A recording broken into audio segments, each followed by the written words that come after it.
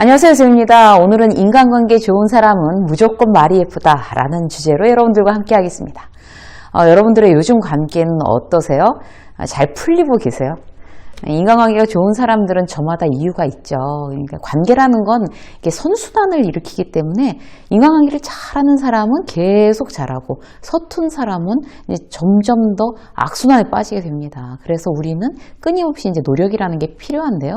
오늘 관심을 갖고 이제 노력해 볼 부분은 좋은 관계의 가장 큰 어떤 이제 요인이라고 할 수 있는 표정, 말, 태도, 이제 이런 부분에 대해서 다시 한번 이제 우리가 이제 짚어보는 시간을 갖도록 해요.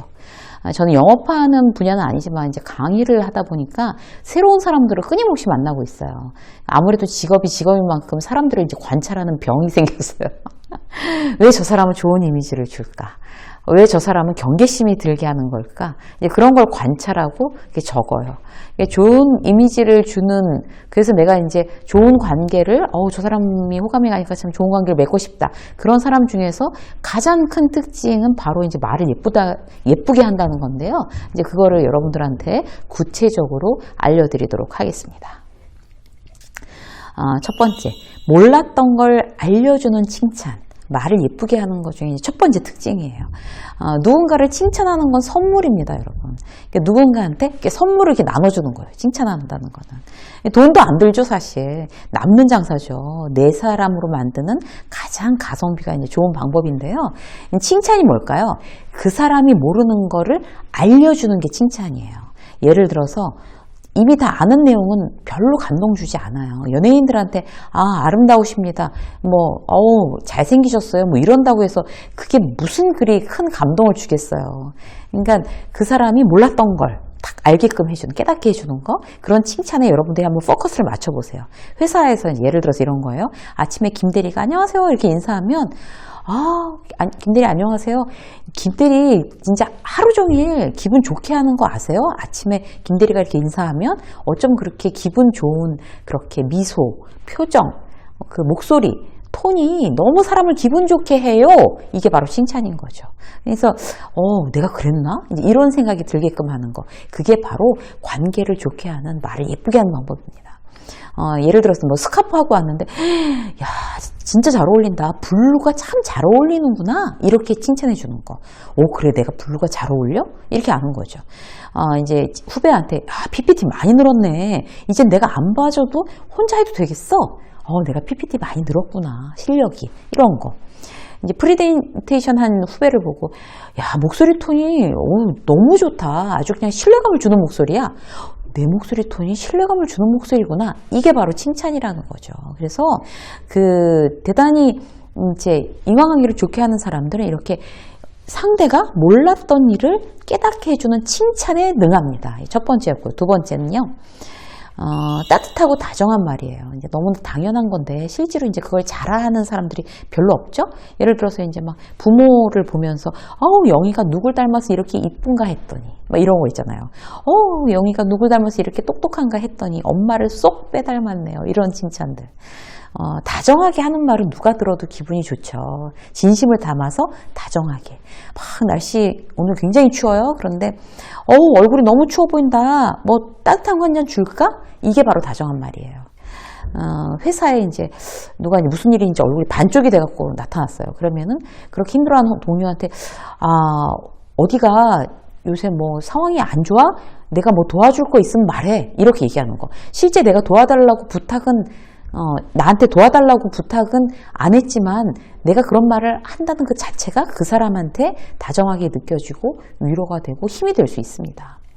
팀장한테 이제 깨지고 욕먹고 어쩔 줄 모르는 신입이 있어요. 그러면 막 자리에 앉아서 완전히 눈물을 꾹꾹 참고 있으니까 막 얼굴이 막 폭발하려고 막 그러는 거예요. 그러면 이제 내가 불러다가 누구씨? 불러다가 이제 그 회사 밖에서 해올 수 있는 심부름을 시키는 거예요. 그래서 내보내고 이제 카톡으로 아이스 커피를 한 잔 이렇게 탁 쏴주는 거죠. 그러면서 뭐라고 해줘야 돼요, 여러분?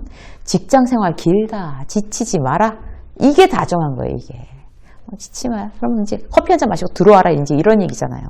이런 어떤 다정함을 여러분들은 발휘하시기 바라겠습니다. 그게 좋은 관계를 만드는 아주 예쁜 말들이에요. 따뜻하고 다정하게 말하기 위해서는 어떻게 해야 될까요, 우리가? 상대의 상황을 이제 센스 있게 이게 관찰하는 어떤 능력이 필요해요. 이게 뭐예요? 나의 관심과 애정이에요. 사람들을 향한 관심의 눈, 정말 애정의 마음. 그건 내가 그렇게 해보자, 작정해야지 가능합니다. 자, 세 번째. 상대 입장에서 하는 말. 이게 또 예쁜 말이에요. 그러니까 예전에 매일 부부싸움이 잦은 선배가 있었어요. 저 이제 회사 다닐 때. 회사에서 와이프 흉을 그렇게 보는 거예요. 매일 불만이에요. 그래서 전 속으로 무슨 생각을 했냐면, 저걸 다 직장 후배들한테 저런 말까지 다 하는 거, 저 와이프가 알면 정말 배신감 느끼겠다. 그렇게 생각했었어요. 그래서 그 선배가 이제 와이프에 대해서 투덜거리는 자주 하는 얘기가 이런 거예요. 집에 가면 전업주인 와이프가 발 디딜 데가 없이 어질러 놓는데요. 그러면 이제 그게 제일 불만인 거예요. 그럼 우리가 물어봐요. 그러면 뭐라고 얘기하세요? 그러면 집구석에서 도대체 뭘 하는데 집꼴이 이게 뭐야? 이렇게 얘기한다는 거예요. 그래서 일관되게 그런다는 거예요. 그래서 진짜 일관성 있으시다. 두 분 다. 한 분은 일관성 있게 어지르고 한 분은 일관성 있게 그거를 정말 지적하고. 그러니 집안 싸움이 끊이질 않죠. 그러니까 남의 일을 객관적으로 봐도 저 둘은 싸울 수밖에 없겠다. 이런데 객관적으로 이렇게 제3자가 보면 이제 왜 싸우는 줄 알아요. 근데 본인들은 정작 모르는 거예요. 그래서 어떻게 해야 되겠어요? 우리는 모든 인간관계에 뭐 가족이든 동료든 뭐 어떤 인간관계든지 간에 상대 입장에서 객관적으로 상대 입장에서 생각해 보면 내가 어떤 객관적인 입장이 되기가 되게 쉬워요. 그래서 그 연습이 많이 필요한 거죠. 예를 들어 볼게요. 이제 맞벌이 부부예요. 근데 이제 아내가 항상 먼저 퇴근해서 아내 담당은 청소가 담당이에요. 근데 그 남편이 집에 딱 갔는데 집안이 엉망진창이에요. 아내가 먼저 와 있는데도. 그럼 뭐 집골이 이게 뭐야? 오자마자 당신이 담당이니까 오자마자 치워야 될 거 아니야? 이렇게 하면 아내한테 좋은 얘기 나갈 거예요. 내가 놀다 왔냐? 뭐 이렇게 되는 거죠. 그러면 이제 싸움이 되는 거예요. 그래서 특히나 가까운 사이에 예쁘게 말하는 것도 굉장히 중요해요. 그럼 이제 보고 이제 이런 거죠. 아이고, 당신 굉장히 오늘 힘들구나. 이렇게 얘기해 주는 거예요. 그게 뭐예요? 상대 입장에 생각해 주는 거예요. 이게 집안이 벌써 퇴근한 지가 1시간이 됐을 텐데 아직 치우지 못하고 난장판이야. 그러면 회사에서 되게 힘들었구나. 라고 이렇게 내 입으로 남편이 꺼내서 얘기해 주는 거. 그게 아내 입장에 생각하는 말이에요. 굉장히 좋은 거죠. 그러면은 막 옷 빨리 벗고 청소 내가 할게. 얼른 내가 청소 도와줄게. 이렇게 하면 당신이 훨씬 편하지. 그렇잖아요. 그 사람 입장에서 생각하면. 그렇게 하고서 우리 이제 그러면 남편이 청소를 하니까 아내는 빨리 이제 저녁 준비할 수 있으니까 우리 빨리 밥 먹고 뭐 운동 나가자. 아이고, 나가서 운동을 해야 이렇게 피곤도 풀리는 거야. 남편이 이렇게 얘기를 한다면 그 집안에 이제 부부싸움은 없는 거예요. 그게 뭐예요? 딱 한 가지 조건이에요. 남편이 집에 들어와서 그런 상황을 보고 아내의 입장을 이해하는 말을 던져야 되는 거죠. 남편이 또 한 가지 얘기를 들어보면 남편이 이제 막 그만두고 싶다, 회사가 거지 같다, 뭐 치킨집이라도 할까, 뭐 이렇게 얘기를 했어요. 그러면 이제 아내는 뭐라고 해야 될까요? 지금 무슨 헛소리를 하는 거야? 딴짓거리 하면 가만 안 둬, 막 이런 거. 때려쳐도 내가 먼저 때려쳐야지. 그냥 가만히 있어. 딴 거 하지 말고 가만히 그 회사에 가만히 있어. 막 이렇게 얘기를 하면 그게 이제 남편 입장에서 이야기하는 예쁜 말은 아닌 거죠.